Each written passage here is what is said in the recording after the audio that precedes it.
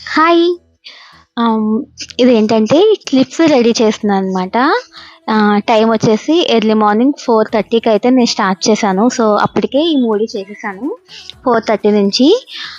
So, ఏంటి ఆ టైంలో ఎందుకు అంటే నేను స్టిచ్చింగ్ నేర్చుకున్నాను కదా! సో, అక్కడికైతే వెళ్దామని అనుకున్నాను ఈరోజు. సో, అక్కడికి వెళ్ళినప్పుడు మేడమ్స్ ఉంటారు కదా! వాళ్ళకి మనం ఇలా ప్రేమగా చేసిస్తే బావుంటుంది అని అనిపించింది. సో, అందుకని చెప్పేసి వాళ్ళకివ్వడం కోసమని ఆ టైంకైతే స్టార్ట్ చేశాను.